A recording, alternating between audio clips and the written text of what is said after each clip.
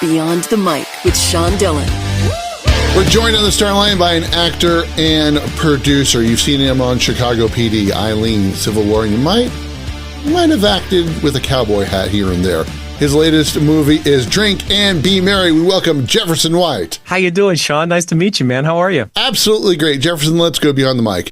You said, quote, all films are a labor of love. This one is very special to me, unquote.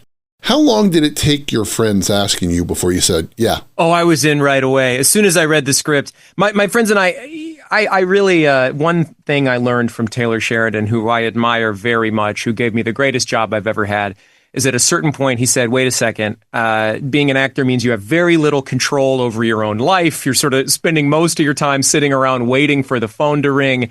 I need to figure out how to have a little more control over my own life. So my friends and I have been working on that project for the last few years. And this is one, Adam Volerich, who directed it, brought me the script written by Leo Winters.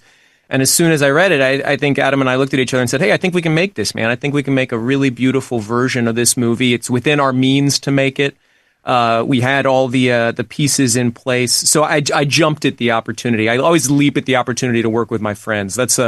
It's a rare thing in this business. We're so often mercenaries, kind of flying off to somewhere in the world to get exploded or strangled or shot, in my case. So it was a real treat to get to work with a bunch of my friends just across the river in New Jersey. Quote, you're in the business of misery, my friend, unquote. What made Chet different?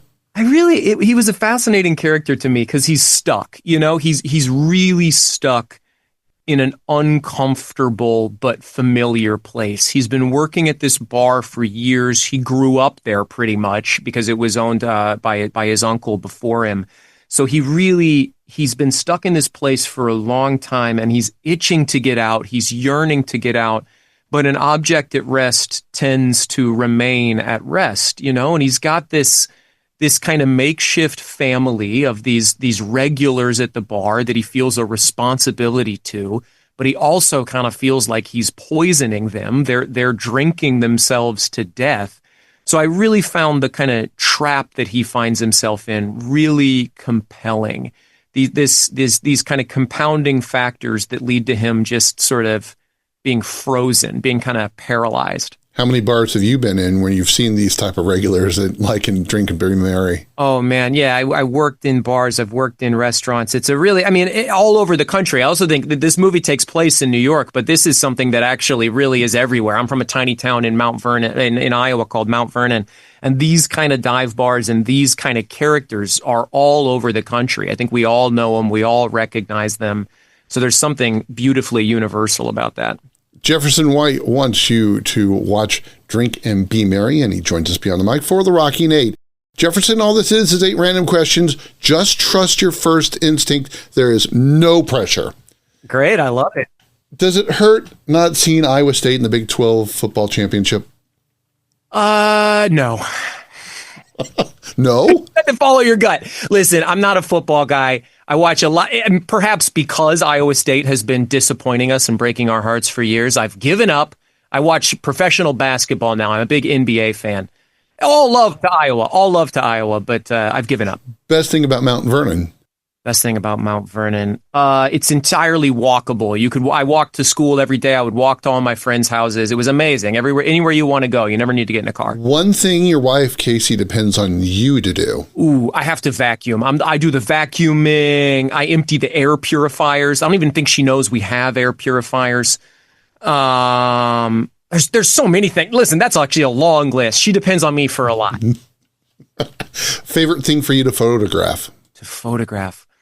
Wow, these are really insightful, thoughtful questions. That's not just me stalling. Favorite thing to photograph is I like photographing cities like their mountains or cities like its nature. You know, the sort of nature that we've built up around us, I think, is a really interesting thing for me to photograph. Instant follow-up. First camera you got, and you still have it. Yeah, I think I started with a Nikon FM10. I started shooting film on a Nikon FM10 behind the scenes on Yellowstone, just as a way to sort of kill the time. And there were some amazing film photographers on the set of Yellowstone who took the time to teach me, you know, how to use it, and sort of, it really changed the way I thought about photography. So the Nikon FM10 was really what I started as an adult, as a real kind of more serious photographer. And of course, I've still got it. It's an amazing camera. It's like a plastic piece of crap. You don't have to worry about it at all. It's invincible. It's an amazing. Longest hike you've been on was how long? Longest hike, probably. I did a backpacking trip for a few days with my cousins. So like 3 days basically of hiking, sleeping at night. Couldn't tell you the mileage, but a 3-day backpacking trip. Would you rather live in Brooklyn, Iowa, or Yellowstone? Oh, wow. I think, unfortunately, I'm going to hedge my bets here and say that I really cherish spending time in all three. When I get bored of one, it's an amazing gift to go to another. They kind of refresh your eyes as you return, When I get sick of the city, it's such a nice thing to go and spend some time out in Yellowstone. When I get sick of the mountains and I want, some Thai food, it's really, really nice to live in New York. Which was harder, riding a horse, holding the semen collector, or pouring out fake booze? Riding the horse, for sure. Riding a horse is a lifelong journey that I'm still on, and it keeps kicking my butt. Best thing about Guthrie, Texas. Best thing about Guthrie. Are you in Lubbock? Are you based in Lubbock? Yep. Okay, I'm going to hedge my bets on Guthrie and say that I think Lubbock is an amazing city. I think Lubbock is very, very cool. I spent a lot of time driving around and photographing Lubbock. I think I wrecked a rental car outside Lubbock. I was driving, when we were shooting season 4 of Yellowstone, we were maybe like 90 minutes or 2 hours from Lubbock. Is that about right? To the 460s from? Yeah. And I was pulling over on the side of the road to take a picture of something. And I somehow pulled up onto this pipe that was just jutting out of the ground. And I ripped like the whole front fender off of a rental car. And production was very nice about it. Sorry, guys. It was for a photograph. It wasn't even anything cool. It was just so I could take a damn picture. Time for one big question with Jefferson White beyond the mic. Jefferson, what's the one thing that people don't know about you they'd be surprised by knowing? Oh, wow. That's a really nice question. What would people be surprised to learn? Geez. Oh, no. I think of myself as an open book. I try to be as honest and forthcoming in conversations like this as possible. So I think people already know I'm kind of a moron who stumbled onto America's most popular TV show by pure luck, and is still sort of pinching myself. You mentioned I grew up in a tiny town. I'd never ridden a horse prior to Yellowstone. I live in New York City now, which is also a pretty strange little factoid for folks that mostly know me as a cowboy on Yellowstone. I ran a marathon. Very nice. This year. That's kind of interesting. That's slightly interesting. I got a sports hernia from riding horses too much on Yellowstone. So I had to sort of not run for like 6 months. And then when I could run again, I was so grateful to be able to run again that I trained and did a marathon. He wrecked his rental car in Guthrie, loves his Nikon F10, and wants you to see, drink, and be merry. Jefferson White, thanks for taking the time to talk with us today. What a treat, man. What a lovely series of questions. Thank you so much for taking the time to put so much thought into it. And that, my friends, is a Beyond the Mic shortcut.